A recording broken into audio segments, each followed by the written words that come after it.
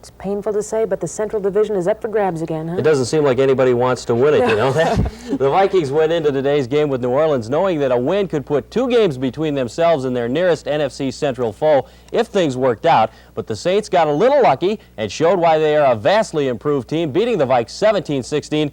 And now things really get tight in the NFC Central Division. We'll look at the standings in a bit, but first the highlights. It was a rough day for the Vikings, a lot of injuries, including Dave Casper, who left early with a hamstring pull. Benny Ricardo made it 3-0 Vikes, but New Orleans came back on Wayne Wilson's up-and-over touchdown. That made it 7-3 Saints. Then in the second quarter, the Vikes went back on top. Steve Dills to Tony Galbraith, a 5-yard touchdown, 10-7 Vikings at that point. In the third quarter, it was 10-all when Benny Ricardo nailed a 28-yard field goal to give the Vikes a 13-10 lead. The Saints just kept on coming, though. Wayne Wilson again, this time way up and over.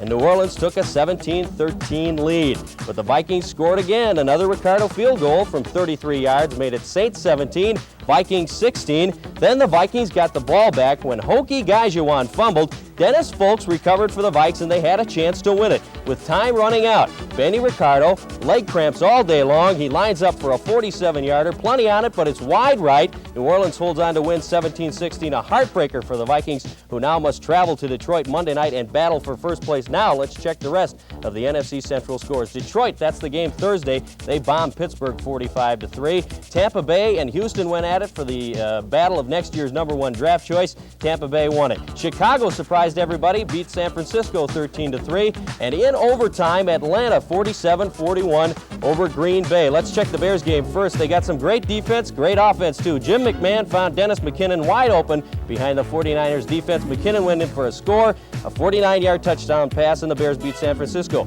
Now the Packer-Atlanta game. That was Gary Ellis tying it up with 4 seconds to play in a short run. Then in overtime, Kenny Johnson got his second interception returned for a touchdown, picking off Lynn Dickey's pass deep in Green Bay territory, and Atlanta won in overtime 47-41. Here's the NFC Central standings now. The Vikings and Detroit tied on top. They'll go at it Monday night. Green Bay and Chicago tied for second place, and Tampa Bay in the cellar at 2-11. It was another wild Sunday around the rest of the NFL. There were a couple of surprises, but if this season has proved one thing, at least to me, it's that you never know what is going to happen. Let's go to the scoreboard. Washington beat Philadelphia today to clinch a playoff spot, 28-24. The Jets over New England, 26-3. Cleveland bombed Baltimore, 41-23. The Rams big over Buffalo, 41-17. The Raiders beat the Giants, 27-12. San Diego over Denver, 31-7. And Kansas City and Seattle, where they're having a real defensive show there, 48-45 in the fourth. Monday night, it'll be Cincinnati taking on Miami. Anyone who's played golf probably knows what a skin game is, but for those who don't, it simply means playing for a certain amount of money on each hole, and if anyone ties in your foursome, the amount carries over and is added to the next hole. Easy, right? Well, maybe when you're playing for quarters, but not when Jack Nicklaus, Gary Player, Arnold Palmer, and Tom Watson go at it. This is Palmer from way out for birdie.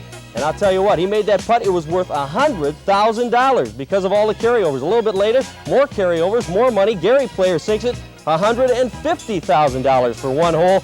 Gary Player won it. He finished with $170,000. Palmer was second with $140,000. Neil Broughton was in the doghouse before the start of last night's North Star Toronto game. Broughton missed the team's chartered flight to Toronto and wound up paying his own way to Canada, arriving late, but in time for the game. It's a good thing he did, because Broughton scored 3 goals to give the Stars an exciting 7-6 overtime win after they trailed 6-3. They'll host Pittsburgh Tuesday at the Met.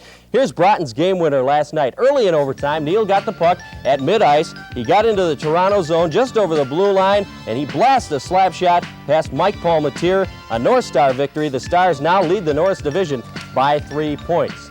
The Gopher basketball squad got their season off to a pretty good start last night at Williams Arena. They didn't exactly play great defense, but came up with 93 points on offense. That puts their record at 1-0 heading into tomorrow night's game with Indiana State at the U.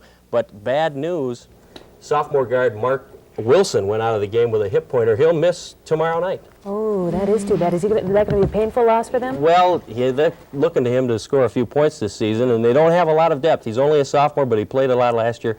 They're going to miss him. Okay, it's too